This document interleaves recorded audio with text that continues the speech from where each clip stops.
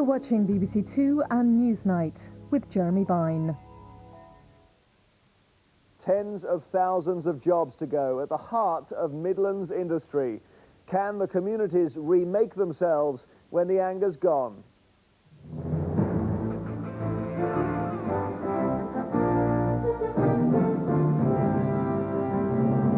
Good evening. The sickly Longbridge car plant is going under new ownership, and also going are thousands of jobs, tearing the industrial guts out of Birmingham. The government's remedy is £130 million for regeneration.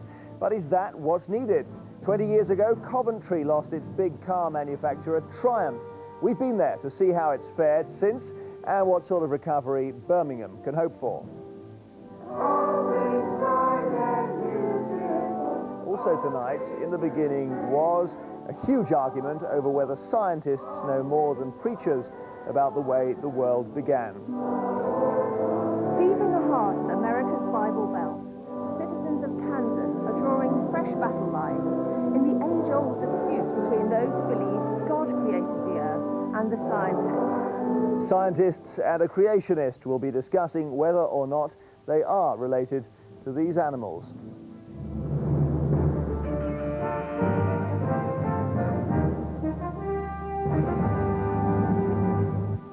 Hell hath no fury like a Prime Minister scorned. Today, in a remarkable step, Tony Blair rang the boss of BMW to say how furious he was at the company's behaviour. The Prime Minister's mood can't have been improved by BMW's claims that it's getting rid of Rover, partly as a result of Britain's cautious attitude to the euro.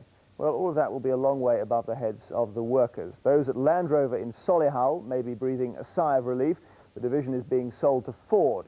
But thousands at the Longbridge plant are tonight facing redundancy and a post-manufacturing future. How can the city of Birmingham itself, the centre of this week's disaster, mend its shattered industrial fabric?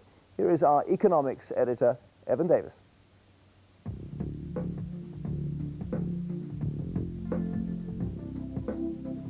It's not the prettiest drive in Britain, but it is the best view you'll get of our industrial heartland. The A45 driving west from Northampton.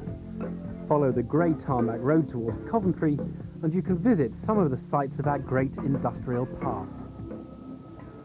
Like this, the old standard Triumph plant at Tile Hill. It employed over 5,000 people in its prime, but closed in 1980. A catastrophe for the area, a Longbridge of its day. And this is it now.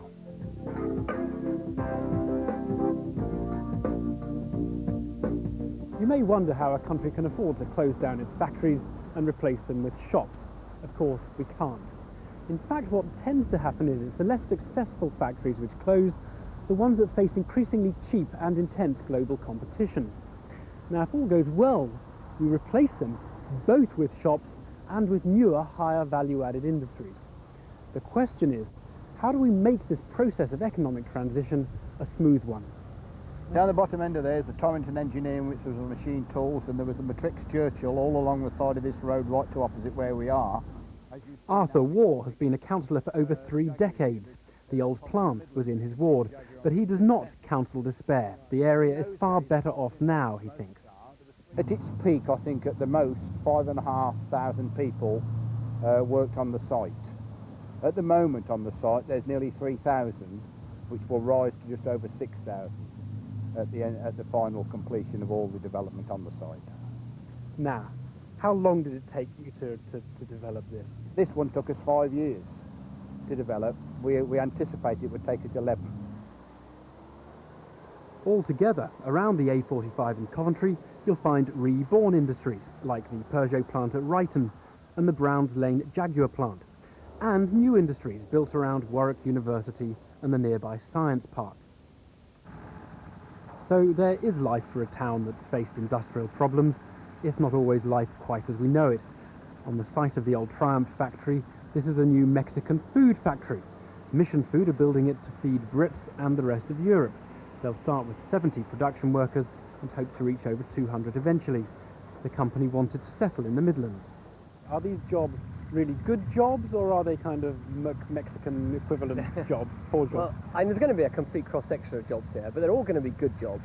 We're going to have a number of pretty highly technical skilled jobs because the equipment we're putting in is high tech, but there are also going to be a number of jobs which are packing on the production line type jobs, which are for a variety of people. Minimum wage? Yeah, we'll be above the minimum wage. Above the minimum We'll wage. be well above the minimum wage. And unemployment around Coventry is now below 4%.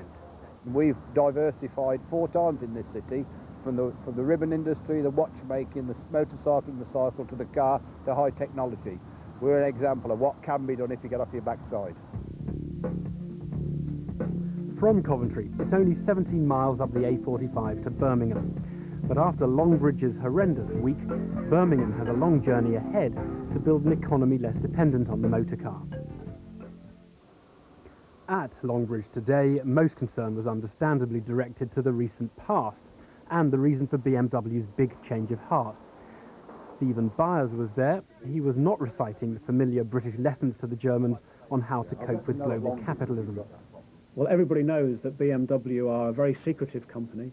They kept these developments very close. Only a small number of members of their own board knew about these decisions. And I think many of us feel that they could have been far more open. And if they had been, there may have been a way forward. The blame game continued in Munich, where BMW faced the press. They blamed many factors: the Rip-Off Britain campaign, the high pound, and controversially, in part, our failure to join the euro. The policy of the British government has made the situation at Rover, which already was very difficult, even more of a problem due to the ongoing debate on the exchange rate of sterling and the possibility of Britain joining or not joining Euroland.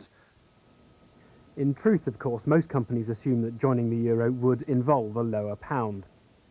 But whatever the blame, Longbridge heard more detail of its fate from its new owner. Shifts are to be scaled down from Monday, and there was little other solace. There are, I'm afraid, 2 groups of workers in Longbridge. There are people who are going to lose their jobs, which is bitterly to be regretted, but inevitable. There's another group of workers in Longbridge who are about to get a great opportunity.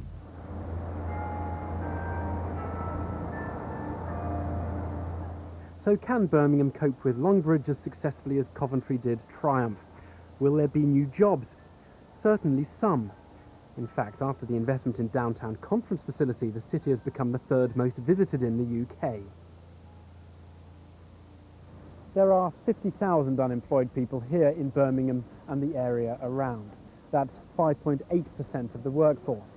Now that's still too high, but one thing everybody agrees on: the city's in a much better position to absorb redundancies at Longbridge now than it would have been 10 years ago. At least the economic reorientation of the city has begun. And to help it on its way, Birmingham will have central government money, and it has the Regional Development Agency established by this government. If we'd perhaps started 5 years ago, we might now be in a position to be doing more than we were able to do only a year after being set up. But the actual levers that we can pull are really those of making and helping business to be as competitive as possible, providing the really good conditions for growth of the businesses we've got. If we do that, it's down to the shareholders and the managers of the businesses to succeed.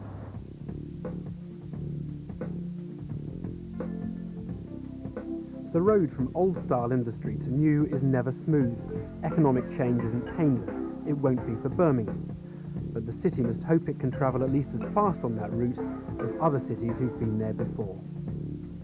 Evan Davis reporting there. We're joined now by Councillor Albert Bohr, who leads Birmingham Council and is on the task force, which is now trying to deal with the aftermath of BMW's withdrawal. John Hill, formerly of the Corby Industrial Development Centre, and Carl Ludvigsen, motor industry consultant. Councillor Bohr, first of all, tell us about the task force and what it's going to do.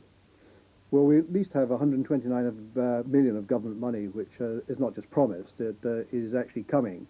And that's a very, very useful start to the process of accelerating what has been 5 to 10 years of regenerating Birmingham. We are in a better shape than we were 10, 15 years ago, but we've still got a lot of unemployment problems around the city, and throwing another 3,000 or 4,000 onto the unemployment queues is a major task for us to overcome. Is that your estimate of how many people are going to lose their jobs, up to 4,000?